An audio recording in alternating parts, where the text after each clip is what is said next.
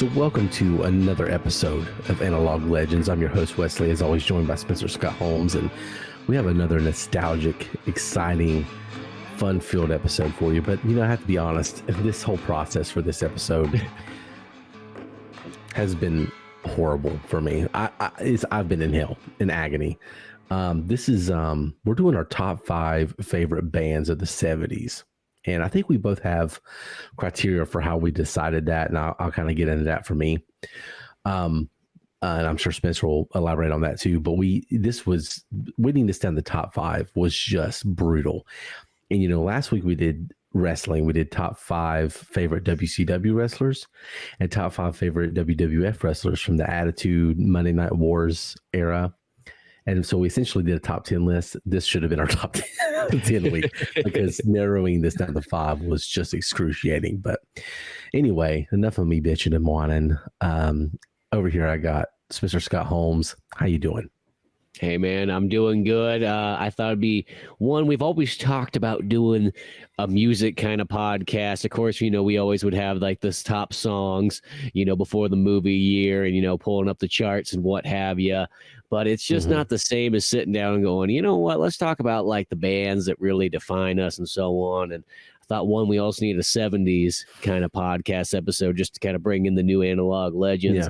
Yeah. And what better way than with some of the greatest tunes ever? 70s music is so fantastic. It hits on so many different levels. It's like one of those ones, like every genre is like on fire in the 70s. Rock's great, country's great, literally all the alternative stuff. Even I like disco and all that fun stuff, the pop, there's just so much neat variety going on. You got a lot of this experimental music coming into play that, will lead into 80s tunes and so on like that. The folk music's really good coming out of the 60s even too. Like, yeah, there's just so much going on in the 70s that it is kind of tough to choose. And I sort of did the thing where I almost did that thing where I just thought not too hard on it because I knew that once you go too deep into it, you'll start like crisscrossing through stuff. I'm like, well, what are the ones when I just kind of think about the 70s that kind of first come to mind, and the ones that I sort of think about throughout kind of my life that kind of have had a big impact and so on like that. Yeah, I wish I could say it was as easy for me. I tried not to think about because it's knowing that it's a band you love and that you defend so adamantly and that you just care about so much.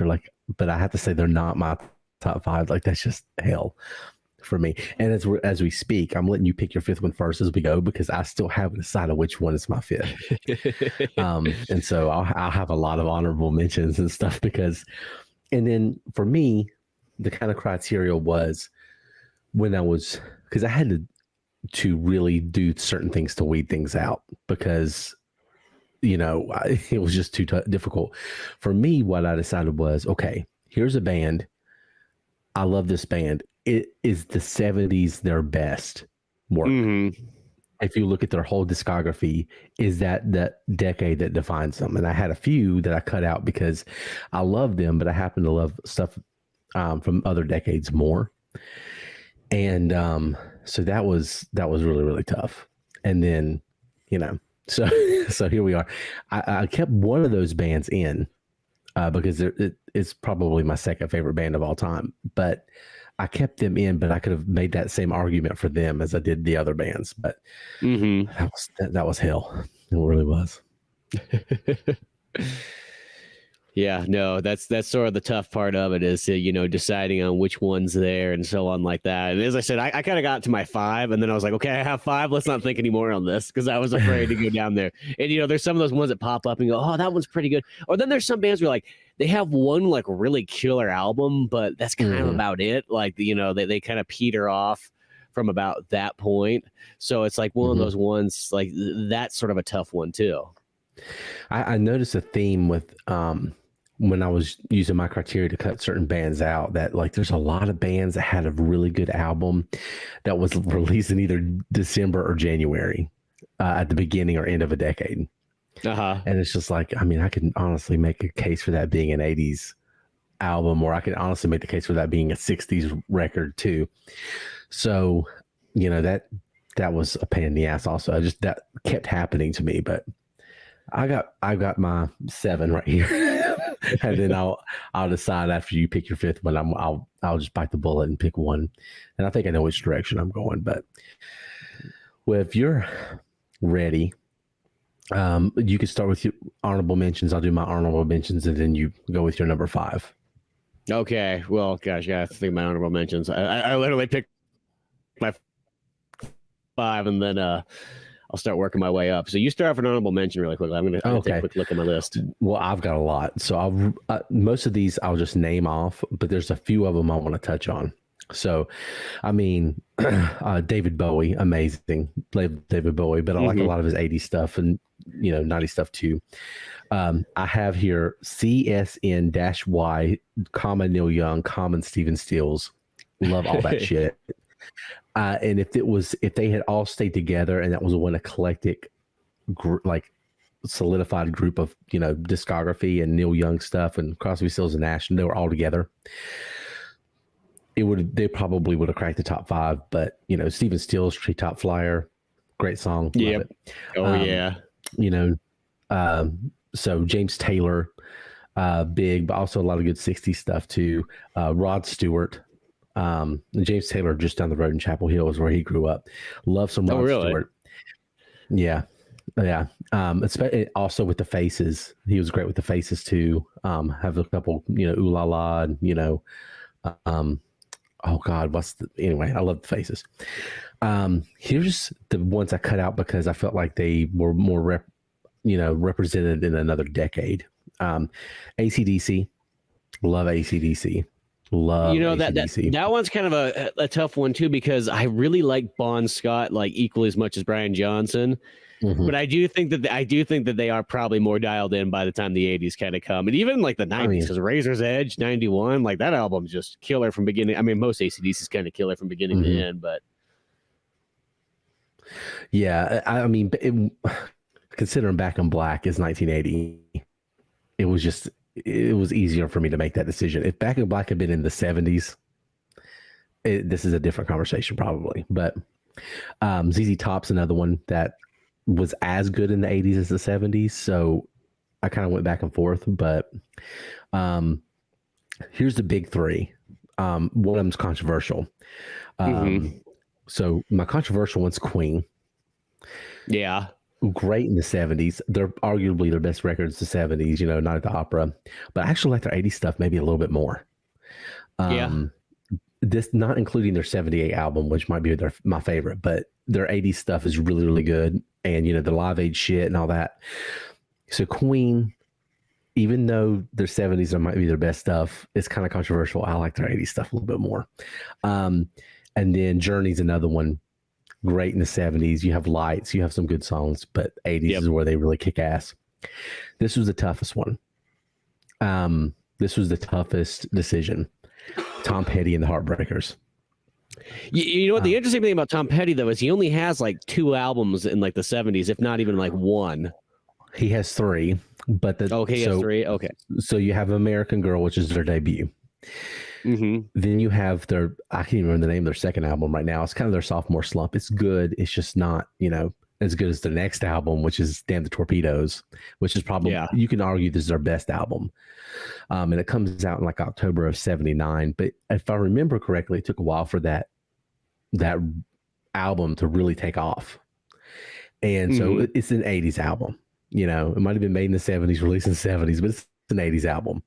And I think Refugee, I think, is on there, and it was heavily played on MTV. So that was really, really tough. But I mean, my favorite song of all time is Mary Jane's Last Dance. It's a 90s song. Yeah, it's got skateboarding in the music video. Like, I'm surprised there's not basketball in the music video too to top it off. Just saying. Yeah. So Tom Petty was tough because if we were doing just our top 5 favorite bands, they're in there for me. They're like, they're in that mix. But when you're doing just 70s, I think their 80s stuff and 90s stuff is as good, if not better, especially if you include the Tom Petty solo stuff, which is a lot of the Heartbreakers worked on that anyway. So, it's tough, but that's all my honorable mentions. I got them all out of the way, except for 2 that I'll mention when we do our top 5. Well, I got a couple honorable mentions I'll throw on there. One, and this is one of those bands I kind of go with it because they have one really killer album, and then the rest of the stuff's kind of okay, but is like the Sweet. Because there's that one album that they got that just has banger after banger hit like on it, and it's just great. And I mean, it's about as 70s as all can be because so many of those songs you hear them in all sorts of it's just like Dazed and Confused and so on. And then I also think of Ballroom Blitz in Wayne's World. I know that's not 70s at all, but like that's where that song's kind of defined there for me. But they have so many great ones on that one album. It's the Desolation Boulevard. I had to pull that one up to remember what the album was called, but like every single one on there is great, but it's like, that's kind of about all they sort of have is that one solid album. And, there's a couple other ones and stuff, but it was like, that was kind of the golden child there. And then I'm going to throw another band on there, one that I just like growing up, where they are really good. I wouldn't say comparatively to some of the other bands, not nearly as far up there, but they're still very historical and they still got a lot of great songs. And then in the long run, they'll actually come out with really amazing stuff in the 80s, when they split, but it's the Runaways. My wife mentioned them. She likes them as well. Yeah, I always like the Runaways. I mean, don't get me wrong, Lita Ford's like my favorite part of the Runaways, but then the Joan Jett stuff, as long as it's not Joan Jett in the the movie where she's the terrible mother. Yeah. We're talking, what was the Light of Day we watched? Yeah, Light of Day. And God, I think we were both incredibly disappointed with that. That's definitely in our top 5 most disappointing movies I think we watched. Yeah. And then speaking of Light of Day and everything like that, one of the other ones is Bruce Springsteen. I always like Bruce Springsteen quite a bit. And he's got a lot of really good ones in the 70s, just as much as he does the 80s. But, probably if I had a top 10 list, definitely there. But yeah, maybe not for my top 5. But it's kind of a weird one because sometimes like I think of half the Bruce Springsteen stuff. I'm like, oh yeah, that's an 80s song, or that's a 90s song, But then there is some really good albums where it's just some solid stuff he's got in the 70s, So, but I'd probably say that's my honorable mentions. I know there's always so many more, but yeah, I mean, again, we could go on forever and just do 2 podcasts with just the honorable mentions and get to our top 5. But anyway, so I'm going to let you do your 5th one first, just because I'm going to make this decision, and I'll talk about the 3 bands who are giving me trouble. But go ahead. Okay, well, my number 5, I'm going with good old Uncle Ted Nugent here for my number 5 to start the list off. I don't care. I always like Ted Nugent a lot, and he's got a lot of great 70s songs there, too. There's so many classic hits in there. And granted, he still goes on to the 80s, but I think the 70s is his kind of golden age of like music. He starts in the 60s. He does much of like, the hippie music with, the Amboy Dukes and all that kind of stuff there, where he's just a guitar player. But once he kind of comes into his own in the 70s and so on like that, and the thing that people always kind of forget about is Ted plays guitar so well. So well. I got to see him in concert like back in like the 2000s, back when he played in like literally California still, and he literally played at the Capitol. He played at the State Fair. And we had like 4th row seats. It was amazing. Of course he did. PE, because of the political stuff, people, like Rolling Stone's not going to give him credit. You know what I mean? Yeah. They're just not going to do it. But like, he's good. He's really, really good. Stranglehold. Oh my God. Yeah. So good. One of my favorite songs. So yeah, I get Ted. I like that you have Ted on there. It's not on my 5, but he's awesome. I felt like I just had to have Ted. It's just like, I don't know. There's so much of the spirit of the wild goodness in there. And just growing up my whole life, it's like, I've always been have a fondness for Ted. And I was kind of bummed that I didn't get to see him on his final tour because he never played anywhere on the West Coast, not even Nevada or anything like that. I was willing to drive, a distance. I don't mind if it's not in California, but yeah, I don't know what happened. I ain't going to those goddamn liberal states. Yeah. Not enough elk to shoot up there. I'd love to see, like, if Ted played in San Francisco, what that concert would be like. World War III. Actually, probably play a lot like the Altamont situation with the Rolling Stones and the Hells Angels. Probably end up playing out similar to that. Honestly. Yeah. Oh my gosh, I don't even want to think about that. Oh, Ted, Uncle Ted. So I'll give you this pickle that I'm in. Mhm. I'll give you the three bands that I'm struggling between, and I'll tell you which one it's going to be. The three bands I'm struggling with are Leonard Skinner, Steely Dan, and the Eagles, because I love all three. I love all three They're of them all good so much. ones. All good ones. Uh, Leonard Skinner, obviously being from the South, the good old Southern boy, not picking Leonard Skinner, that's pretty tough to, I probably should put them in there. Steely Dan's one that growing up, I like some of their songs, but then as I've gotten older, I've really become like, that's one of my favorite bands. I love Steely Dan. And just, Mhm. they're a great album band where I like the different things that they do in each album. I like their songwriting. I just, I love everything about it. Musicianship, there's few people that can hold a candle to Steely Dan. And then the band I think is probably the best band of the 70s, at least the best American band, is the Eagles. Mhm. I think that, when you look at their whole discography and all the things that they put out in the 70s, I mean, their greatest hits album is like one of the greatest selling albums of all time. And then their next album is Hotel California. That's insane. I mean, Yeah. but I'm gonna go with Steely Dan. I really am. I'm gonna put them in there Ooh, because there we go. of my five. Yeah, because I've just become love Steely Dan, and it's really bad to put Steely Dan in over the Eagles because they kind of have like a little bit of a beef thing with each other. But Yeah. it's just they're so damn good. It's so good. And what I liked about them is I keep discovering songs that like, man, this song is so good. And I listen to it over and over and over. Like Deacon Blues recently, I just listened to for so long Mhm. because I'm like, I listened to it before. I'm like, oh, it's okay. But now I'm like, listen to it nonstop. So yeah, Steely Dan, at least at this point in my life, is, usurped Yeah. Skinner and the Eagles. But, Yeah. I mean, there you all go. three of those choices are all killer ones. Gosh, I gotta see like, the later days version of Leonard Skinner in concert, Yeah. that was still fun, still awesome, and so on. I think it was still when there was at least like three members left in the band, because I think now there's Yeah. only like one official original person left, like the drummer or bass player, one or the other. That definitely hurts them in my eyes, and just in this context, and just in this particular context, just because, man, if that would have happened, if the plane crash doesn't happen, Yeah.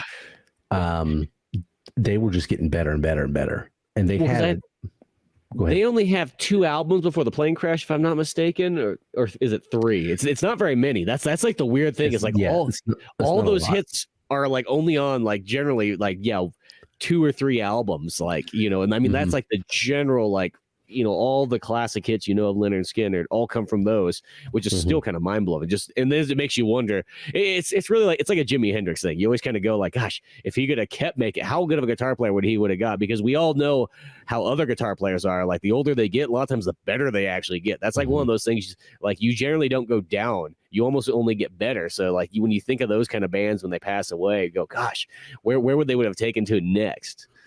Yeah, that's the one that it's really tough to think of. The biggest what if is like Leonard Skinner, and like to me also Cat Stevens is just what if, man. Like, but yeah, if they were just, the one thing about Leonard Skinner is they had a huge tenacity to them. They were like really determined to kind of like make their way, and they kind of had a chip on their shoulder because they're from the South, and Neil Young would say something about them.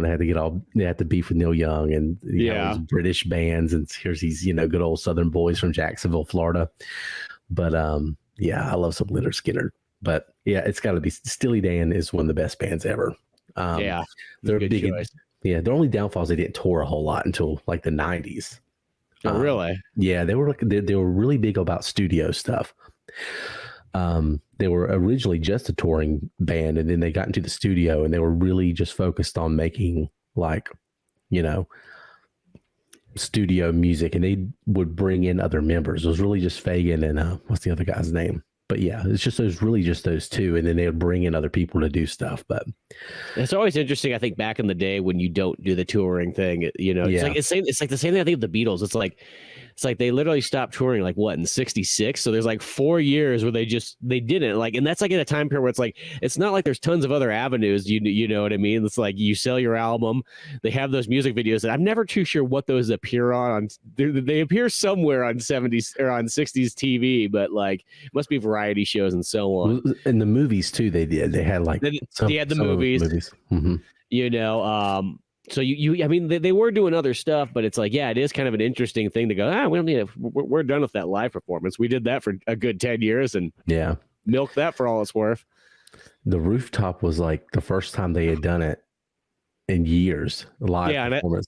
And then that was our last time too. Yeah. And it's like, it's not like you could buy a ticket to that or anything. You know what I mean? No. Yeah. I think if my always conspiracy with the Beatles is if John Lennon had lived, then I think in the 80s you get like one album, just one, but they tour with it and they would have made $1 jillion. Like it would have just been insane. They would have been like Guns N' Roses when they finally get back together, and then that band just goes like skyrocket to the top of the world. Oh, times 10. But even times more because it's the Beatles once again. You know, if they would have pulled that off, even just like a late 80s, early 90s tour. You know what I mean? Like, holy crap. Yeah. And if they would have done even a couple of them, like just think of what the Stones do now. Yeah. And what they would have done in the 80s and 90s. Oh my God. They would have made so much money. And I think they had been separated for a long time, but they would actually got along. Not like the Eagles where they all fucking hate each other.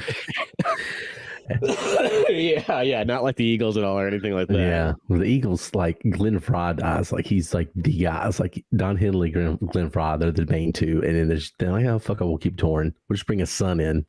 Yeah. Like, it's just like, and then they bring Vince Gill in too, which I like Vince Gill, but it's At least I got to see the Eagles when they all still were there. That was a cool one. Oh, see, that's a bad one. Me, the Eagles I missed out on, and now Aerosmith, because Aerosmith, I kept missing them, and we're going to go tour, but we'll talk about them later, I'm sure.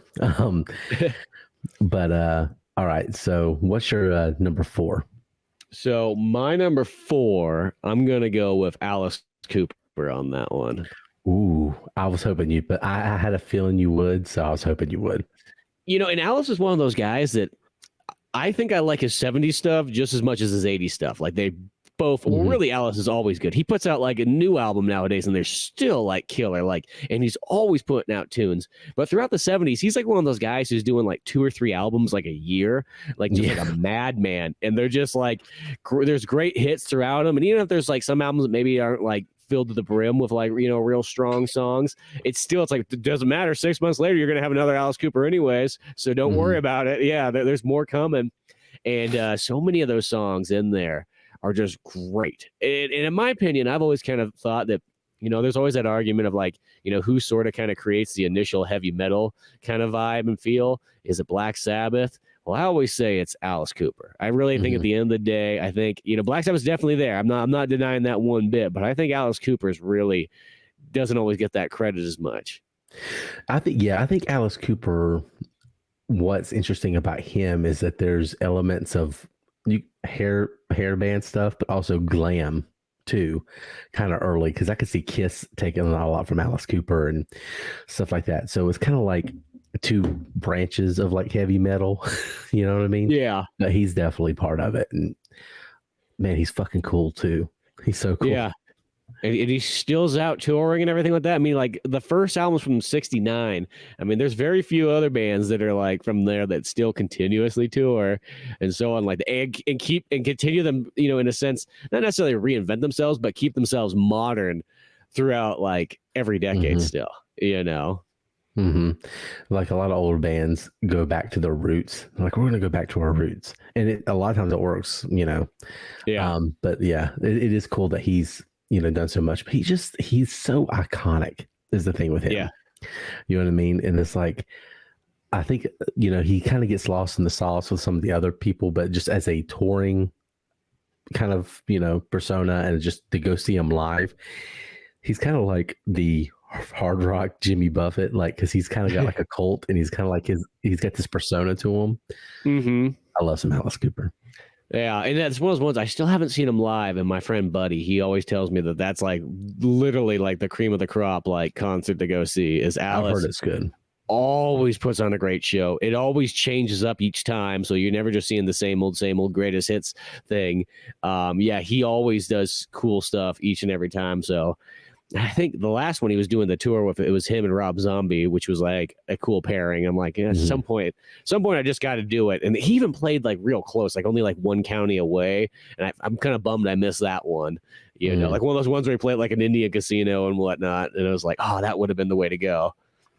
Damn. Yeah. I would like to see him too. I really, really would. It's one of those things. I don't see him around here very often, but if if he popped up, I would definitely go. Yeah. So my number 4 is the band we just mentioned, and they would actually be higher if I'm talking about my all-time favorite bands. They're on that list, and they'd be higher on that list.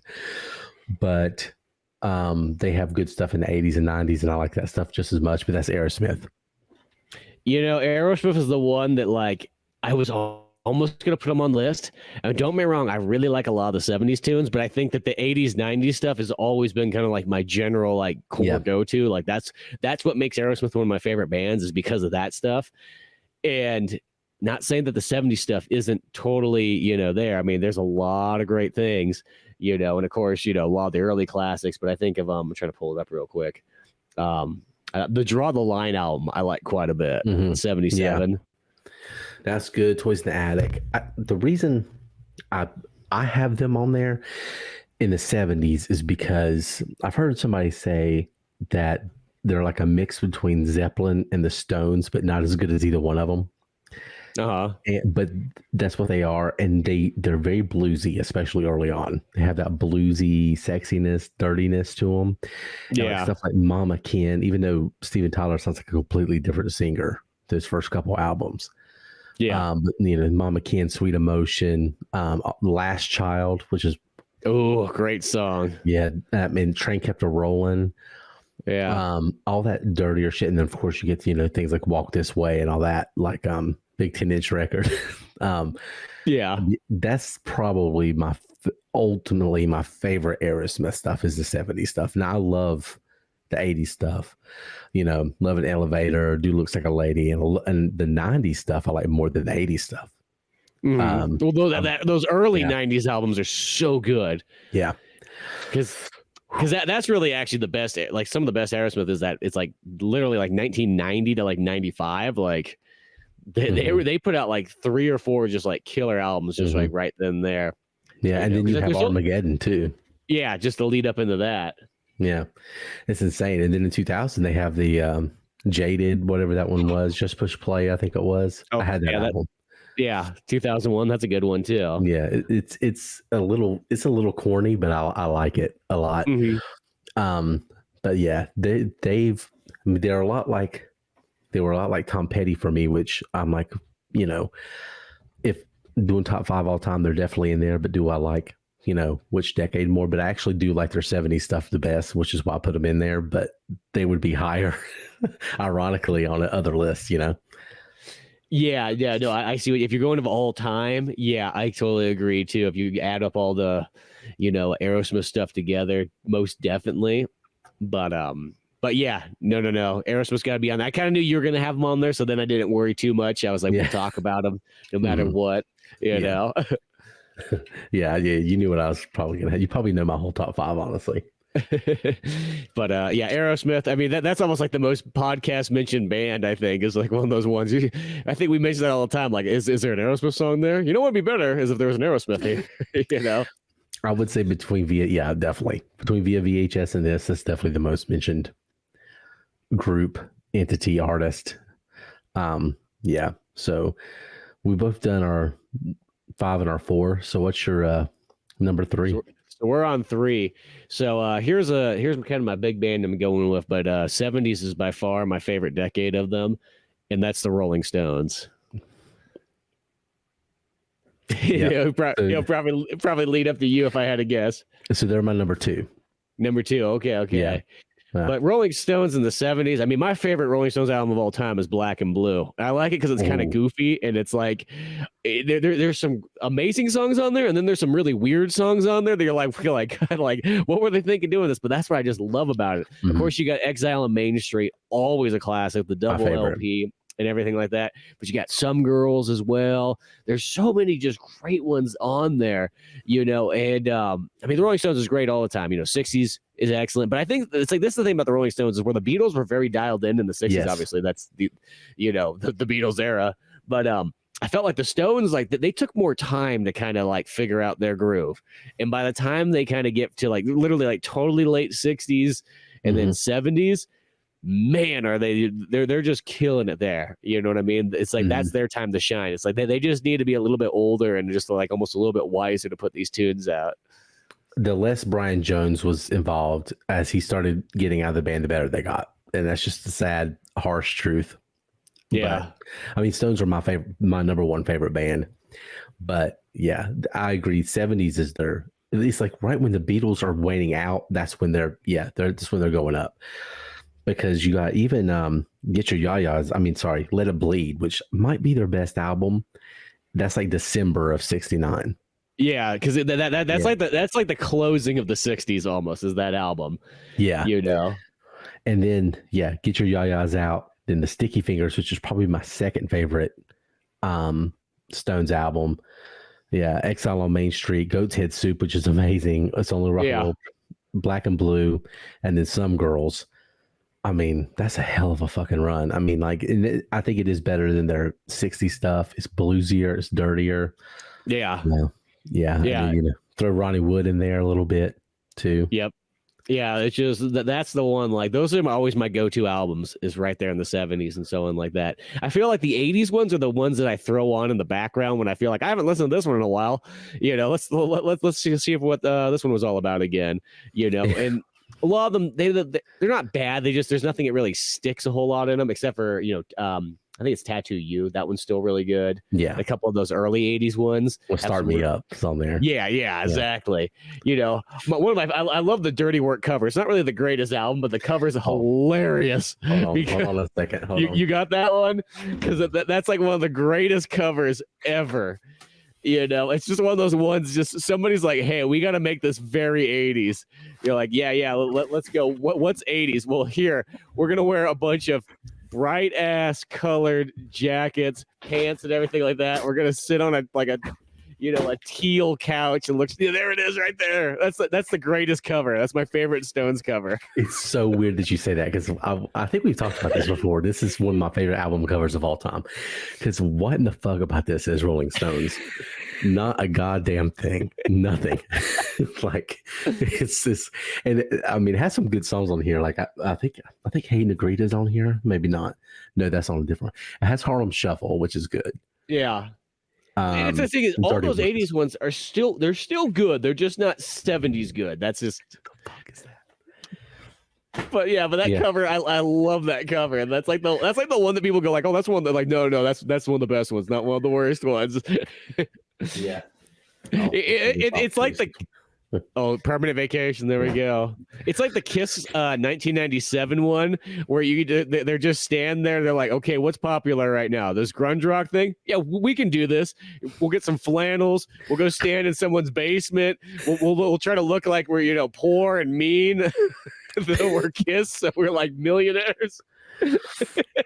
It's just, I just don't get it. I don't understand what they were doing with that, but oh my God. Yeah, that's one of my favorite album covers too. And that's one of their worst albums. But yeah, Stones in the 70s, so good. Favorite song from Stones, Love and Cup. From 70s. That's a good one. Love and Cup, love Sticky Fingers. Sticky Fingers is the number one vinyl that I want. I don't have that. I want the one with the zipper on it. Ooh, yeah, that'd be the way to have it, so you can like reach in, see what's going on. See what's happening in there. Yeah, I do think that's their best time is when they're starting getting bluesier.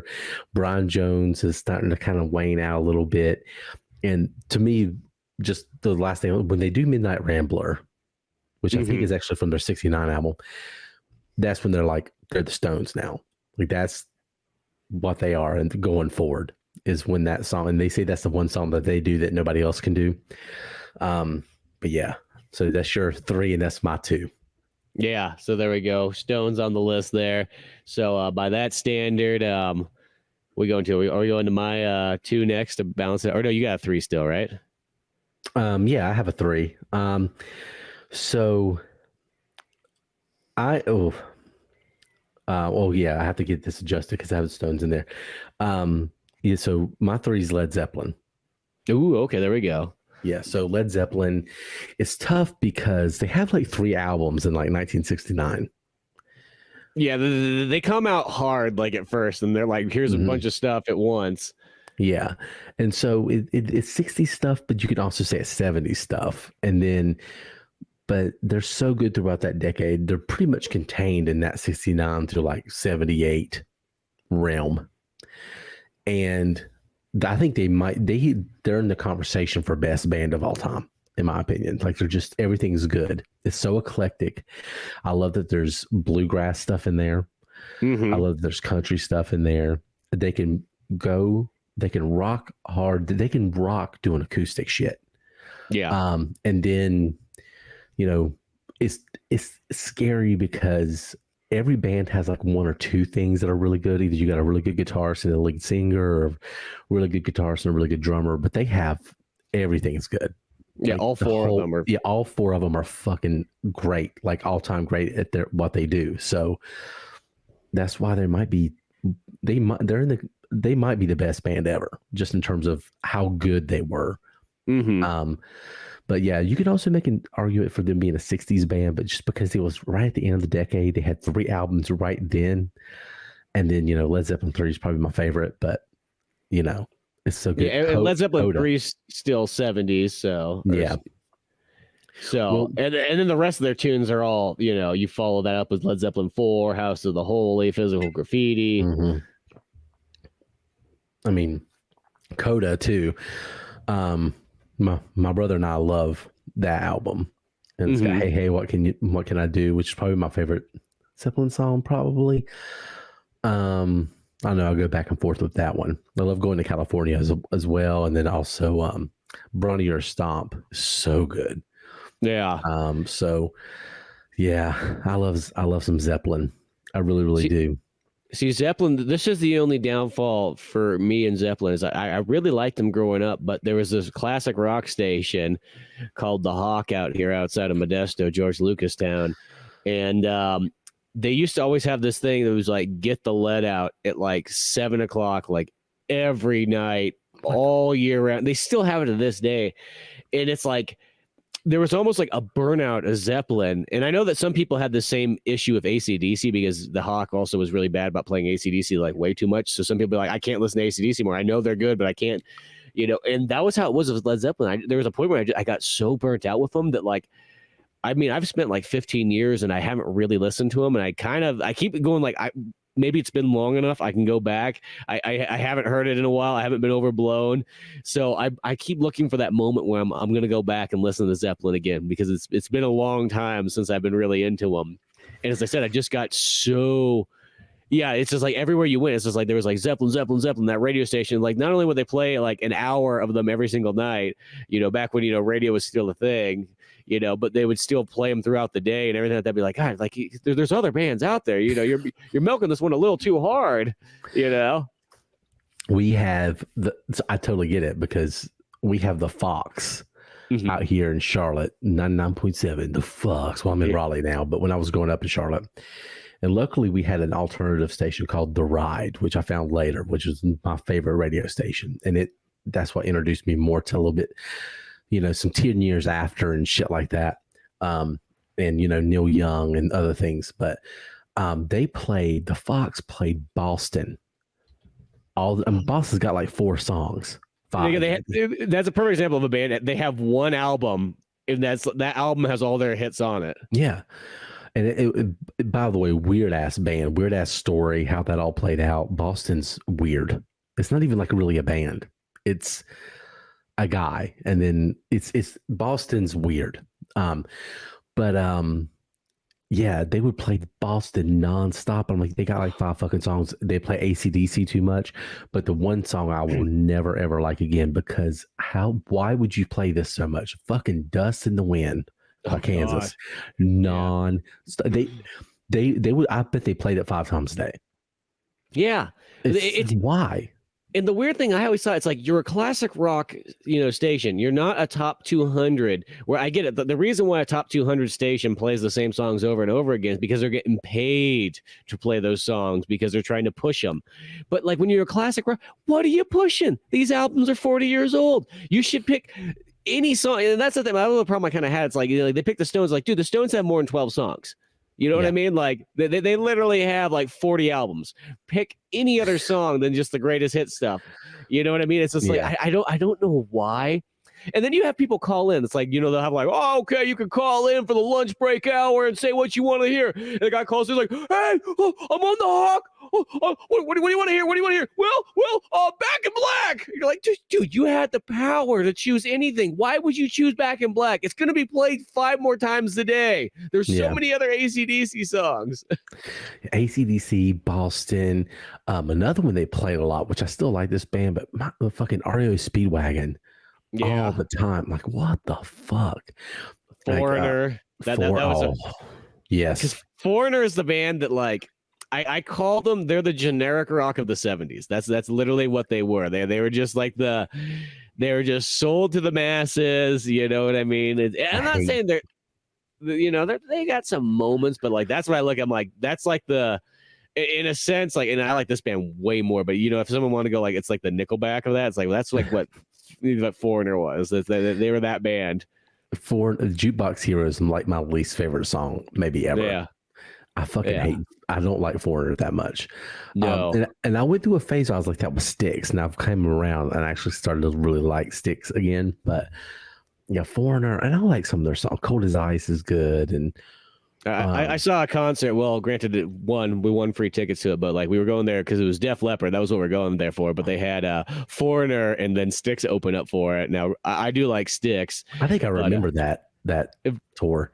Yeah, but I mean, here's the in concert. Foreigner wasn't too shabby and so on like that. You misplaced some of the songs that you feel like you hear all the time, whatever. But yeah, Foreigner's still one of those ones. Like when they come on the radio, it's just like, oh. Turn that off. Like, I want to know what love is. No, I don't actually. No, I just don't tell really do. It's like, please just shut the fuck up. Yeah, I've never got that. And it's amazing. I wonder Journey, which I'm wearing the Journey t-shirt again this week. I wonder how I would feel about Journey if my mom didn't introduce them to me when she did. Because I love Journey. And I think C. Perry's one of the greatest vocalists ever. But if I would have been caught later in life and I wasn't introduced to them and indoctrinated, would I look at them as Foreigner? I don't think so. I think I'd still like Journey, but I don't know if I would love them as much as I do. The Journey still, well, there's one song of Journey's that I almost can't stand, but it's only because it's played like 10 billion times. Is it Any Way You Want It?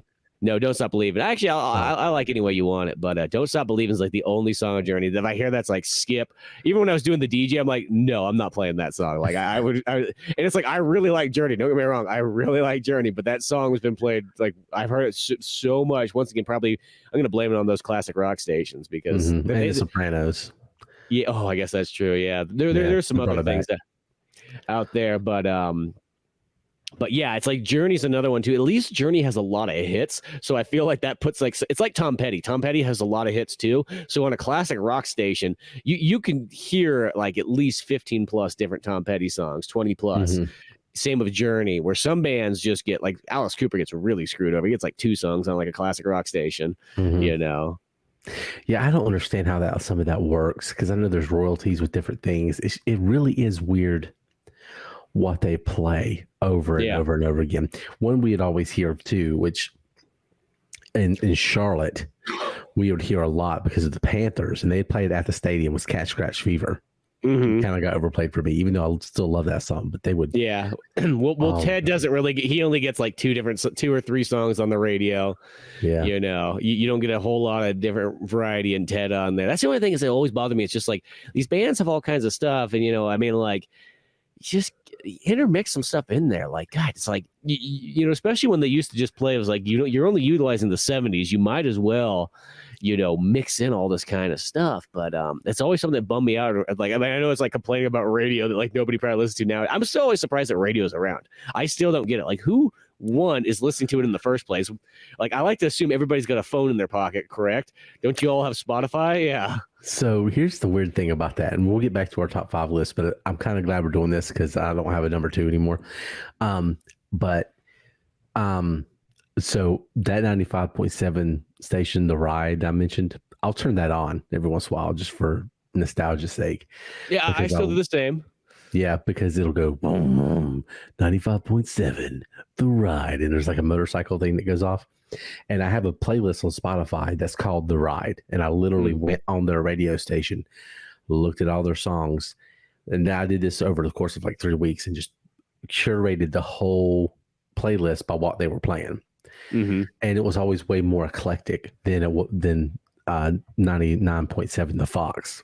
And they played, but they'd have a show. Oh my God, what was that guy's name? One of them was called Acoustic Storm, and they still have it. And it's like in the eye of the storm this week, and it'll be some great rock band. It'll be like a live acoustic set or something. And I'll go listen to that station just to hear it over the airways. And plus, it's back in my hometown, so I'm like listening to commercials from where I'm from instead of here in Raleigh.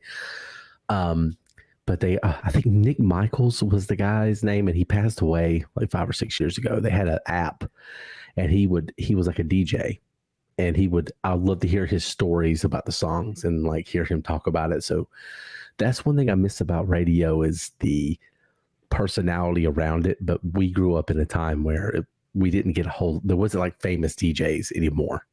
Like, yeah. Well, you know. And DJs by about the 90s, DJs started doing a little bit more like pre-recording type stuff. Because I remember that there was like one time, it sounds weird, but like it was like in the school, and it had like one of the DJ ladies come in, and she kind of explained how it works. And she's like, "Oh yeah, I just come in and we record for a couple hours in the morning and so on. And that's the entire day." And nowadays they do even less of that. But like even at that time period, it's like that's it. You're not there all day long, like we all assumed you were. Yeah, we kind of missed out on that. We missed out on the Dazed and Confused era, really. Yeah, because that's kind of, I think, where we should have been. That's whatever. Well, in San Francisco, now there was a cool kind of rock station there called The Bone. Now, granted, you couldn't just always pick it up here. You were almost just a little bit too far away. So, but like, sometimes when you're out driving at nighttime, you could still pick it up once you're kind of like, 20, miles out or so. And they would do the thing at nighttime though, where they would play a very eclectic mix of tunes. Like, and The Bone was a mixed match of like, it played classic rock, but then it also played modern rock. So it had like more of a variety in there. But at like nighttime, you'd get like really like they like, it's almost like they would let like certain DJs like literally like curate the mix so that you actually could get some really unique stuff. See, I love when they do that. And there's some college radio stations that do that. And but it's just not the same. Well, so have you done your number 2 yet? No, I think we're on my number 2 is the next one here. Yeah, go ahead and let's hear your number 2. So my number 2 is it'd be a little bit of a change up from probably the genres that we normally have had going on here. But my number 2 is Jim Croce. Oh, I got close too. But man, yes, absolutely yes. Because Jim Croce is one of those ones I've listened. Like that's one of those ones my mom really liked a lot when I was growing up. So I heard him a lot there. But as time kind of went on, I just kind of got way more into it. And it's literally like the tunes that like I will just throw on the background and it always, even though a lot of his songs are actually kind of depressing when you think about it, it's like that weird thing where like they're kind of very sad songs, but they uplift me in a weird way. They're so good. And, he's got a couple albums in the 60s, but the 60s stuff's kind of more like, it's like he's figuring it out then at that time. And they used to be kind of hard to find those 60s ones. Only just recently have they thrown one of them on Spotify. Like for a while there, you like literally had almost buy like bootlegs of them.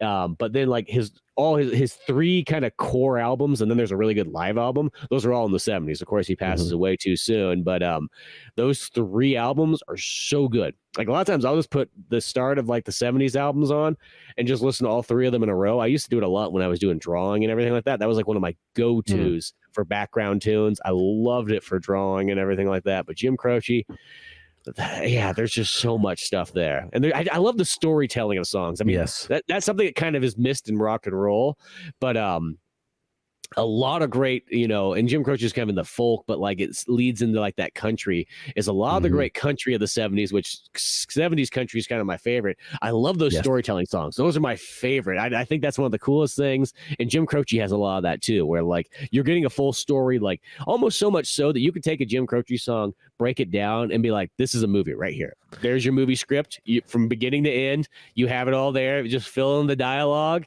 and there you go. Earlier, I said biggest what ifs, and I said Cat Stevens on accident, but I actually meant Jim Croce.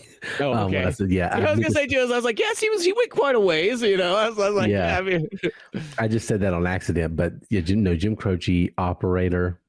I mean, amazing. Work at the Car Wash Blues is one of my favorite songs ever. I love that song.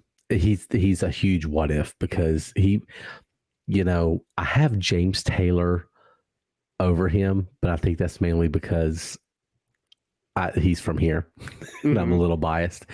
But if Jim Croce had kept going, I don't know, one of the best songwriters ever. I mean, just clever, witty. Operator is such a well-written song. I mean, a full story all in there. Age, I Got a Name. I mean, gosh, there's so many good ones there. He's a great needle drop in a movie. He's so good. Like in Django, when I Got a Name, when they drop that, and it's perfect. And so he's a very cinematic musician. That, and then he's also got funny songs too, because there's like Speedball Tucker and everything like that, which they just got a little bit of element of comedy in there and so on too. And there's that.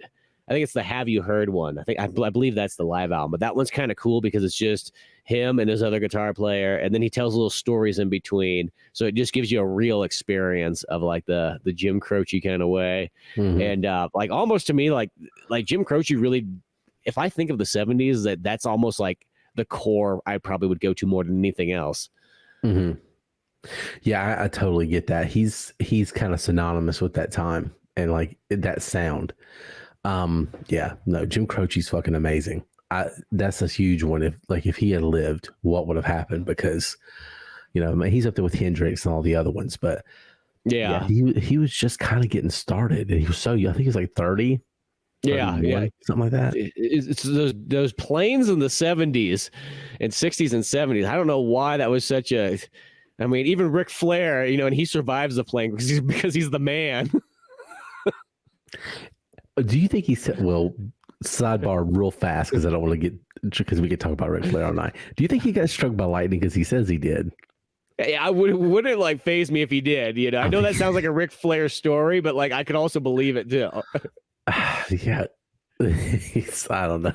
Fucking Ric Flair, dude is invincible. He and Keith Richards, whoever goes first, man, they're the actual world heavyweight champion. Whoever dies first, the other guy's the heavyweight champion of the world. In my opinion, that's just how it is. They should have had a celebrity match of Keith Richards. That almost sounds like a celebrity death match now, but Keith Richards versus Ric Flair. That's just unfair. One's an actual wrestler, but oh my gosh.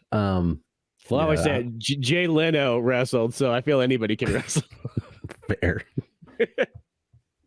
That's my go-to whenever I think about that. Like, oh, that guy can't wrestle. Oh yeah, well Jay Leno did. David Arquette was like fucking world champion. They put the belt on him. I'm surprised the wrestlers didn't just revolt and just kill somebody. If Bret Hart was around at that time period, boy, would he be bitching. Oh my God, David Arquette would have lived.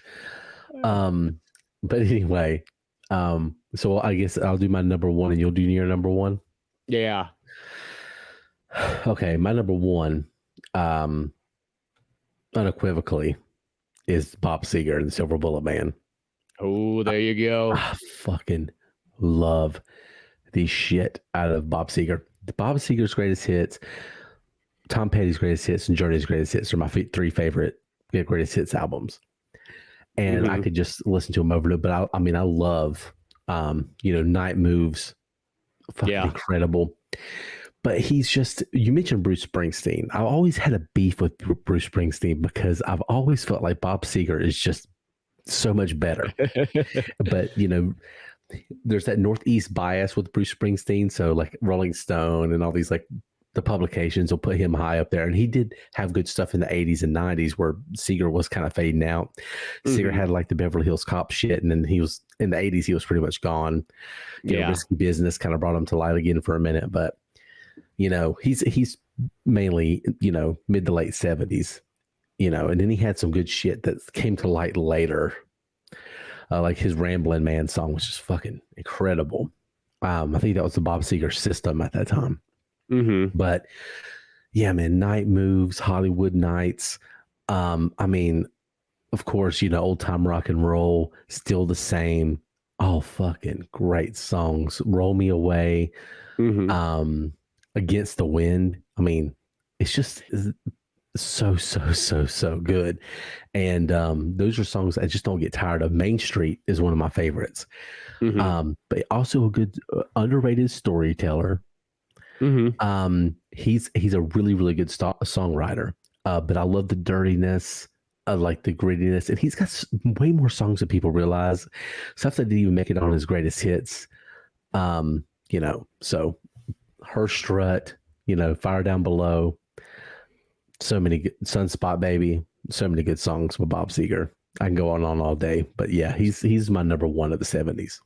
See, Bob Seger's one of those ones I've always kind of said, I'm like, I need to sit down and just listen to like his individual albums and kind of work my way through, because I really only know, in a sense, like probably the greatest hits album. I don't know if I know anything past that, or something that's maybe in a movie, but that's where I think it gets kind of interesting is, especially with Spotify. I mean, that's almost like what makes that such a glory thing nowadays is that we can sit down and just go through all these bands, like, and their individual albums and all of that kind of stuff, and really like deep dive in and find some neat stuff that, in a sense, in the olden days, you just never would be able to, because you just couldn't afford to do that. There was no, unless it was like your ultimate favorite band. I mean, there's only so many bands that I would actually have all the individual albums of back in the day. Most of the time, it's like, you find that double disc greatest hits one, you're like, okay, that's pretty solid. That's going to cover me for a while there, Yeah, but Bob Seger, as I've gotten older, I think it was because he was a regional musician. Like he was really big in Michigan and that like a kind of, upper Midwest kind of area, a Great Lakes area. He was really, really popular there. And so some of the stuff that was really popular there wasn't known nationwide, like when, Night Moves and all that shit, Live Bullet and all that came out, and, his big era. But you go back and listen, the Night Moves is probably my favorite song, and I like the greatest hit stuff. But one song that you can't even find on Spotify, it's on there and then it's off. It's on and it's off. But Get Out of Denver. Oh, great song. He does a version of Nutbush City Limits, which is really, really good. But he's got so many songs that, I grew up just living off that greatest hits. And then I found out later, like, wow, why isn't this song on here? Why isn't this song on here? And he has a second Greatest Hits Volume 2, but I think he's underrated. I just think as popular as he is, as many records he sold, he's still one of the most underrated musicians ever. Like, great songwriter, just a knack for creating hits. Just, so I've always loved Bob Seger. I always defend him till I die. But yeah, Bob Seger all day. No, Bob Seger's always solid. And as I said, it's one of those ones that I've thought about in the back of my mind that one of these days I would sit down and really deep dive into his collection and so on. And I feel like you would really find some real sweet gems. I mean, the same way as Bruce Springsteen in a sense too, because like Bruce Springsteen's best stuff is not his hits. No, it's when you go deep diving in there. And that's because I think a lot of times that's what makes people kind of annoyed at Bruce Springsteen sometimes, is because some of his hits are a little bit like, maybe obnoxious even.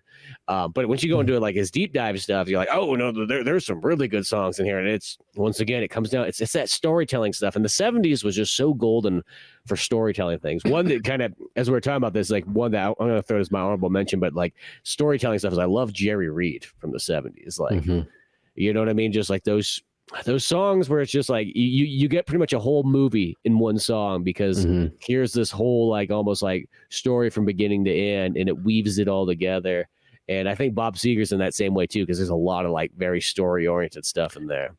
Yeah, totally. And he's got a cleverness to it. It's very relatable music is what it is. He has just a good way of relating things, but like bringing you into a situation. He's a very atmospheric type singer, and you don't realize it till you listen to him. But like when he's singing Main Street, he's talking about this prostitute, but you could picture it so well in your mind, like the street he's walking down, the window he's looking in.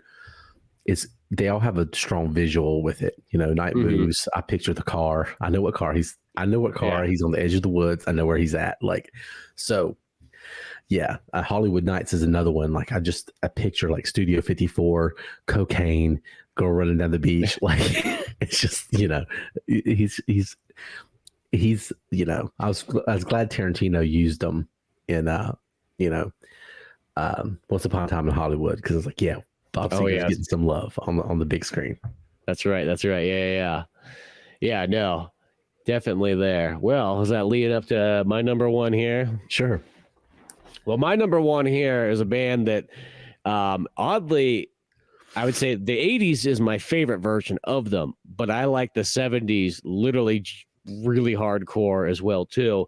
And it's one of those ones that I've always liked this band, but as time goes on, I only start liking them more and more and more and more and more, and it just keeps climbing and climbing, and I never seem to get tired of them, and I only seem to like them more, but it's Kiss. I was hoping that'd be your number one. Yeah, it's just one of those ones. Like, I don't know. It's like that band, like it almost appears on like in my Spotify end of year review. It's generally Kiss is pretty much always like my number one or two most listened to. And it's just like, I can just throw all those albums on, and all those like the 70s ones are still solid. As I said, I like the 80s is, once again, I think that's where they're most dialed in for me. But I mean, even just their first three albums, they do them all in 1 year, and there's a lot of just great stuff on there. It's a little bit more raw. It's a little bit more kind of old school, but like, man, they're so good. Oh, Black Diamond and all kinds of stuff. But then probably my favorite 70s of them all was Rock and Roll All Over. You know, that one's got a great one. A lot of stuff on there. Of course, you got Love Gun, you got Destroyer and Dynasty even, you know, like plus the, you know, Kiss Alive 1 and 2. Like there's so much experience just to be had in there. And I do always think that like to be at a Kiss concert in the 70s, I think there is definitely something there. I think that's one of those ones that like, you know, when you get those like old school Kiss fans that like, you know, that made such an impact on them. Like it's the same way, I guess, like seeing Star Wars in the cinemas, like when it first came out, it's kind of hard that nothing's ever really going to replace that experience. And I think that's why that like you get those guys go like, oh man, Ace Frehley and Peter Criss aren't in the band anymore and so on like that. And they're, you know, and it's like, I think it being younger, you're like, I've always been kind of like, yeah, whatever. Those guys kind of messed up and everything like that, and they can't really play as well anymore. So the other guys have been there one longer, and they're super dialed in. But I do kind of get it at the same time, like, you know, that was their team. You know what I mean? If you saw Kiss in '76, holy crap, you know what I mean? Talk about the best way to spend, you know, America's, you know, 200th anniversary. See, so it's very similar to me. The other day, I turned on Kiss. And I don't know it like I should. I just don't. So the way you were talking about Bob Seger is kind of how I feel about Kiss. Nobody I knew listened to it a lot. And, you know, on the radio, they only play the same like 3 songs, you know? Yeah, if that even. Kiss, I feel is one of those bands, for being as big of a band they are and so on like that, they totally got screwed from the radio. Like they just were, it's almost like the radio just had it against them. And they, for some reason, keep that tradition alive to this day. This is going to sound like a crazy comparison, and there's people out there, including my brother, who would probably punch me in the throat for saying this, but I'm not comparing them in terms of their style or their idealism or anything, just in terms of they have a similar following and a similar type of aura. It's Grateful Dead and Kiss. You know, that's actually cool because you know what's the third one that like I kind of always say this is a modern band. Well, modern, but they're 35 years old, I guess, by now as a band. But it's like Insane Clown Posse. Yeah, that's another one that always kind of reminds me. It's like in that Kiss one where it's like they have like their own like region, their own world, their own hardcore fans. But Jimmy beyond Buffett. that, yeah, Jimmy Buffett's another one that falls into that too. Because really, Jimmy Buffett, he gets 2 songs on the radio, but he's another one who's got like you go down his list of stuff, he's got copious amounts of stuff. But like as you said, the Grateful Dead, that one too is like, because I think they stopped recording albums after a while and they just started playing things live. So like if you didn't go to the concerts, you didn't know what those tunes were. They have, weirdly enough, probably the biggest discography. And you could go like, I was interested, real quick story about the Grateful Dead and go back to Kiss, but I was listening to Tucker Carlson. I wasn't watching the show or anything. He just popped up on TikTok.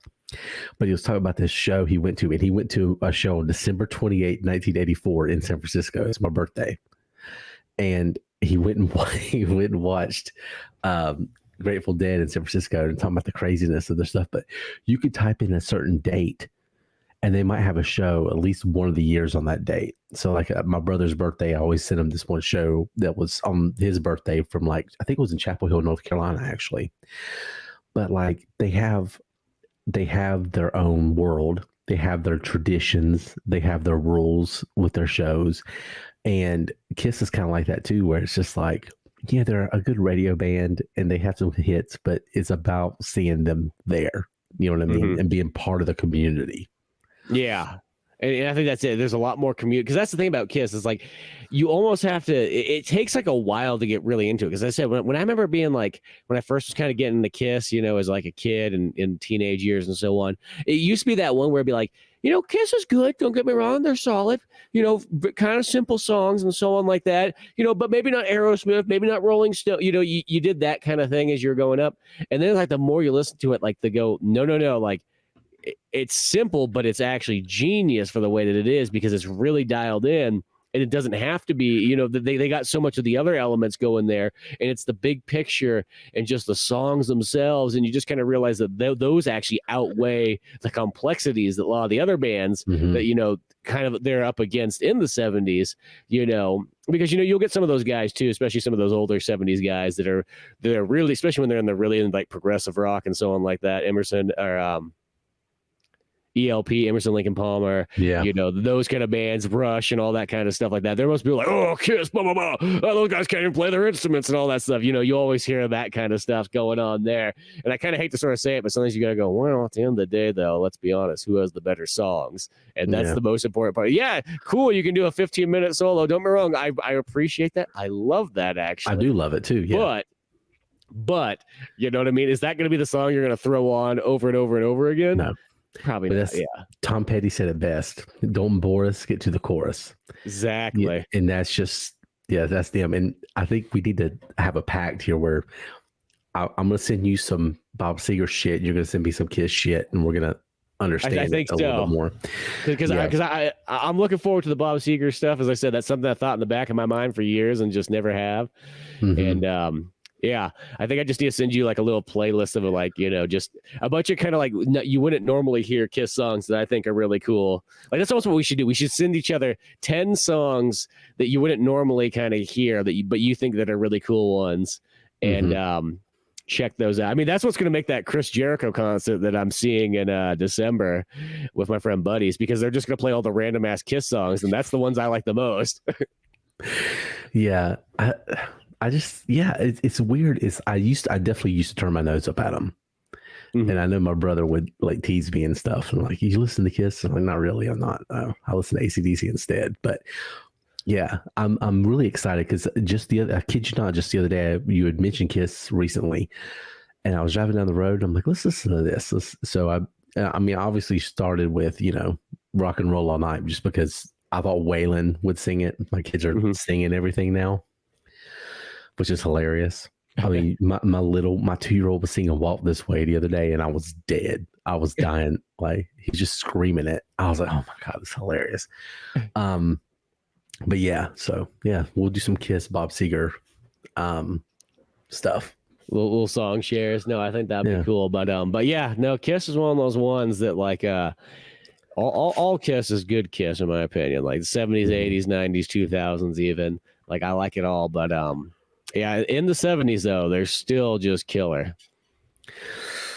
Well, I'm gonna mention a couple of things, some bands that we didn't mention. One big one for me, I can't believe I didn't mention. He's really more of an individual, but it's whatever. Elton John. I love some Elton John shit. Goodbye Yellow Brick Road, great double album. And he's not one of those ones who releases like 2 albums like a year, like continuously. Like that was the thing. It's like those like, it's like, oh my gosh, he's just like knocking them out of the park left and right. And he has a country album in the 70s. It's fucking good. Yeah, that's a good one too. Yes, yeah. And I fucking love Elton John. So I mean, Elton John, you know, if I was doing a top 10, he's in my top 10 probably. Why he didn't make it on here, I don't know. But and then you also mentioned Jimmy Buffett. Listen, Jimmy Buffett, Pirate Looks at 40. Jimmy Buffett was a great songwriter.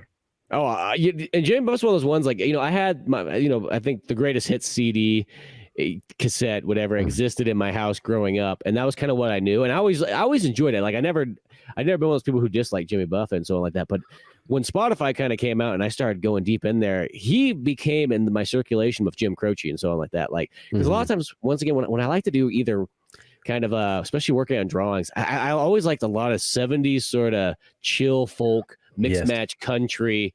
Like that was always what I gravitated towards. And those especially those Jimmy Buffett albums, like, you know, because he has music since the 60s, but like there's like 71, 2, 3, 4, like, oh man, those ones are so good. Yeah. And I'm the same way.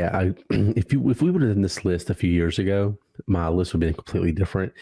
It would have all been like folk stuff. And I still like that stuff a lot, but it's just, you know, I would have playlists with Jimmy Buffett, Jim Croce, James Taylor, Neil Young, and I like keep it in that acoustic kind of realm. There's some other ones to throw in there too, but yeah. So, and I mean, another person we didn't mention that you can kind of consider him a 60s person, a 70s person, or an 80s person, but I fucking love the shit out of Eric Clapton, obviously, if I like blues. Oh, yeah. Stuff. Yeah, Eric Clapton's always solid. Yeah, that's always one, too. It's like, because really, like, the solo Eric Clapton is definitely very 70s, you know. When I think 60s, I think, you know, you got Cream, you got the Byrds, you know, all that kind of stuff like that. But then, yeah, when you start to get to the 70s, you do kind of get to, you know, the big Eric Clapton hits and so on like that, all his different albums. Well, he was, you know, he had Derek and the Dominoes, and then he had Blind Faith, and then there's the solo stuff. So if you were combining all that together and just the Clapton verse, then he would have made my top 5. I don't know who would I bumped out. Probably I would bump out maybe almost anybody but the Stones probably, but you know, he was just all over the place, you know, in the 70s. And, you know, Blind Faith was really good too, but that's with Steve Winwood. Yeah, that's right. Yeah. And I love Steve Winwood too. And I like in the 80s, I love some Steve Winwood, even though he kind of did the cheesy 80s thing and sold out a little bit like Higher Love. I love that shit. So yeah, we could go on and on, but yeah, just some more. We're aware of the ones we missed. Yeah, well, that's the thing. You can't really choose them all. I mean, I'm gonna. So this one's a real like bizarre one, but something that I kind of discovered in the last couple of years or so, maybe a little bit more than that. But there's this band called the Flying Burrito Brothers, and they're like a kind of a folk country-ish band and whatnot. Actually, the way I learned about it is the dude that wrote Scott Pilgrim or whatever. Like one of their songs, like because at the end of the comic books, he would literally put like a list of songs and so on there. And one of them was like from this band. And then from there, I listened to like the full albums and so on like that. And they're just another one of those great storytelling folk country bands of the 70s. You go on a journey, and sometimes it's just like, that's what makes some of that stuff really cool. You know what I mean? Yeah. I like it's even like, it's like John Denver's another one that almost kind of falls in there. You know, yeah. John Denver. I mean, I'm looking through here and stuff like I think Creedence is more 60s, but yeah, a lot of the big Creedence stuff is like very 60s. I'm trying to even think of what the heck the 70s ones are. Just looking through here, some ones I definitely, you know, love. You know, Van Morrison, The Who, I listen to a lot of. Doobie Brothers is one that I could have put in there. But I think I like Michael McDonald more than because I love some yacht rock, and 70s is the play. I love some funky ass yacht rock. I don't give a shit what anybody says. Christopher Cross, yeah, Ride Like the Wind, Chubby Boy, Ride Like the Wind. I don't care. But yeah, there's so many. I mean, even Guilty Pleasure here, but some Little River Band. Yep. I mean, even one I'll throw in there, and it's mainly for one extremely amazing album. Like, there's actually two albums I think they have in the 70s, but it's Van Halen, because that's 78 for that because that first Van Halen album is like, that's like one of the few albums it's like that's like a perfect album. I don't think there's it's like beginning to end, it's like they knocked it out of the park, like everywhere on there, you know. And I feel like that album is also what transitions to the 80s. Like, you hear that and you're like, you see where you're going.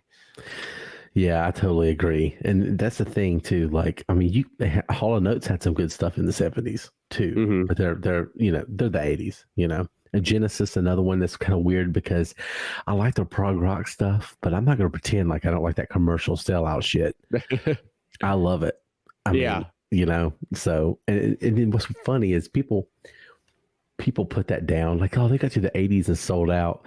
You know, they were better when they had Peter Gabriel. I'm like, Peter Gabriel didn't sell out in the 80s. Yeah, like, come on. Are you like listen to Sledgehammer, which is a great fucking song, but don't tell me, you know, that he realized where he fucked up. Once he got to the 80s, like, shit, I should listen to the fucking drummer. And then, you know, he went and made his money too. So, well, that's the thing is a lot of those guys, I feel like they transitioned nicely into the 80s. Like, a lot of them, it's like it's almost like they started in the 60s, you know, they were warming up, or in the 70s, and then when they got to the 80s, it's like then they started just like banging out some hits like left and right. Yeah, and I think Genesis did start in the 60s. I think they were like young. Oh, really? I didn't know they went that far back. Yeah, I think it's like 68, something like that. I might be wrong on that. But I mean, you know, Chicago's another band we could have thrown in there. I mean, so many.